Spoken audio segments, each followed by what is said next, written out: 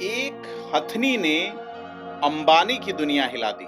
जी हाँ, एशिया का सबसे ताकतवर इंसान महादेवी नाम की एक हथनी के सामने अब बेबसी की स्थिति में है। कोल्हापुर की जमीन से आस्था की एक ऐसी सुनामी उठी जिसने जियो के टावरों को सुनसान कर दिया। गांव-गांव में लोग जियो के सिम कार्ड फाड़ रहे हैं, नंबर पोर्ट करवा रहे हैं और एक ही आवाज गूंज रही है, अंबानी से कहो हमारी महादेवी को लौटाए। नमस्कार, मैं प्रदीप हूं, आप थिंक 360 देख रहे हैं। आज कहानी महादेवी की। मामला क्या है जिसने जियो को घुटनों के बल लाने पे मजबूर किया है। एक हथनी जिनका नाम महादेवी है, 33 सालों से वो लोगों के त्योहार, परंपरा और पूजा का हिस्सा थी। उसे कोर्ट के आदेश पर गुजरात के वनतारा भेज दिया गया। लेकिन अब जनता पूछ रही है कि क्या अदालतें दिल की भाषा समझती हैं? कानून और तर्कों की भाषा वाले कोर्ट क्या मानवीय संवेदनाओं को समझ पा रहे हैं? वनतारा जो है वो अंबानीज की ओर से चलाया जा रहा है। एक ऐसा प्रकल्प है जिसको लेकर अक्सर प्रचार किया जाता है कि देश के सबसे बड़े कारोबारी घराने अंबानी समूह इसका संचालन कर रहे हैं। लेकिन आज बात महादेवी की है जिसने अंबानी समूह को बैकफुट पर लाके खड़ा किया है।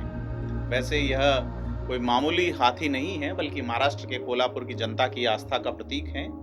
कोल्हापुर के नंदिनी मठ में रहती हैं महादेवी हथनी। बीते 33 साल से वहां के धार्मिक आयोजनों का हिस्सा रही है।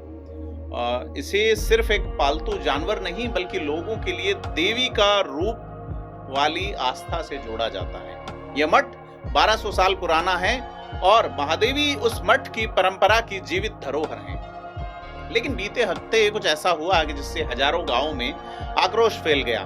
कोर्ट के आदेश पर महादेवी को गुजरात के जामनगर स्थित वनतारा भेज दिया गया और ये वनतारा जो है वो अंबानी परिवार की ओर से संचालित एनिमल केयर सेंटर है। तो आज हम पहले कोर्ट और वनतारा का पक्ष समझते हैं।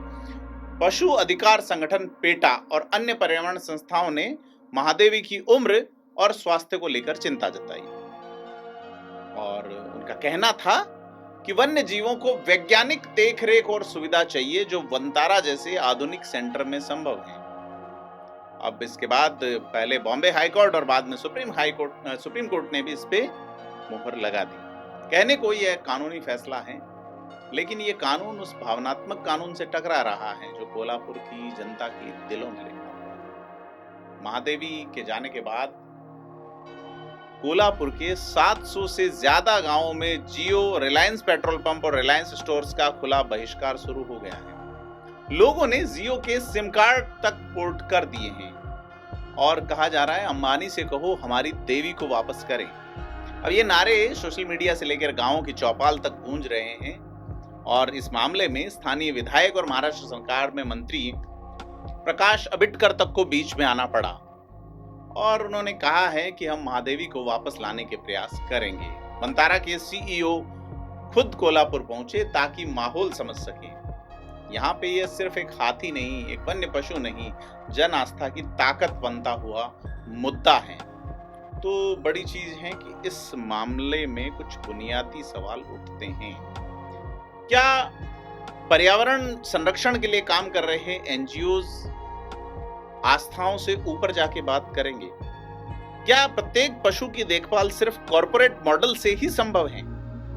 क्या किसी सामुदायिक जो है सांस्कृतिक धरोहर को उसकी मर्जी के खिलाफ ले जाना उचित है, बल्कि उसके पीछे भले ही स्वास्थ्य का नाम हो?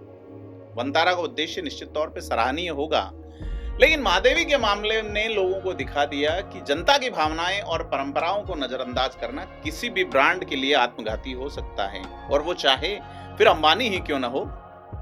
तो ये कहानी इस हथनी की है जिनका नाम महादेवी है और उसने अदालत, सरकार और देश के सबसे ताकतवर कारोबारी घराने को सोचने पर मजबूर किया है। महादेवी आज भले जामनगर में हो, लेकिन उनकी यादें और मांग कोल्हापुर के कोने कोने में जिंदा है। तो बड़ा सवाल है, क्या वनतारा अर्थात अंबानी परिवार महादेवी को वापस लौटाएगा और क्या अदालती फैसले अब लोगों की भावना के आगे झुकेंगे? ये सवाल अभी बाकी हैं। हम नजर बनाए रखेंगे। आपसे अपील है कि थिंक 360 को सब्सक्राइब जरूर करें। धन्यवाद।